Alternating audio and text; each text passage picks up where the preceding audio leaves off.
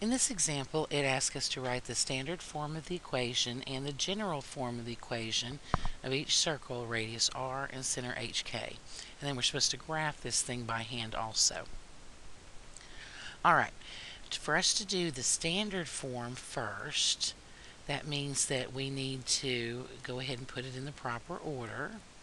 And our standard form, our formula looked like x minus h squared plus y minus k squared equals r squared. Now this is really nice the way that they've given us this information, because we know that in place of h we're going to put a 1 because they told us that hk is 1 and 0. So h is 1, k is 0, and they also gave us that the radius here is 3. So we can go through and just replace those. Now we can clean this up, make it look a little bit better for our proper standard form. So this would be x minus 1 squared plus y minus 0 is just y, so we'll write that as y squared equals 3 squared, which is 9. Okay, so this is our standard form that we were looking for. Next, we're looking for the general form of the circle.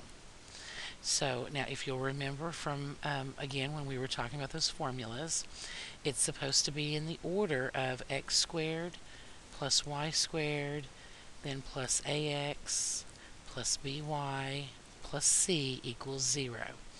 And again, if you'll remember from us talking about this before, we get our general form not from having to memorize a new formula, but from just multiplying out the standard form, collecting like terms, and putting it in the correct order.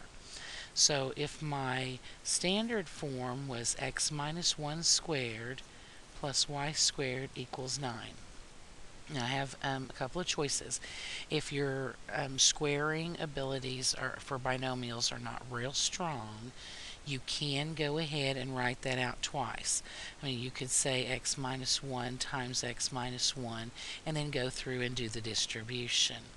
If you need to do that, that's not a problem at all. It'll take you just another minute, but that's okay. Or you could just go ahead and multiply that out if you're good with your binomials. So this would be x squared minus 2x plus 1, and then we would have our plus y squared equals 9. Now the general form is all about putting it in the correct order. So we're going to start off with, see, our x squared comes first, so we're going to put x squared first, and then it says y squared comes next, so plus y squared. Then we would put our plain x's, and in this case that's a minus 2x. Then we're supposed to put our plain y's. There are no plain y's in this, so we just skip that part. And then our constants. Well, our constants here on the left we have a 1, and on the right we have a 9. So we'd have to move the 9 over by subtracting 9 from both sides to get a negative 8. And then that would leave us with a 0 on the right hand side. So this is our general form for that particular circle. Now lastly, they asked us to graph this, and graphing it is really not bad at all.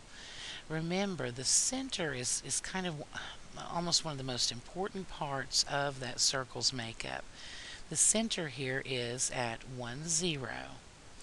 And remember then, every point on the circle is the same distance away from the center. In this case, it's 3 units away from the center. So I'm going to go 1, 2, 3 up, and 1, 2, 3 down, 1, 2, 3 to the left, and 1, 2, 3 to the right. If I draw a circle, and hopefully your drawing abilities are better than mine, if we draw a circle connecting all of those points, then that is what this circle would look like.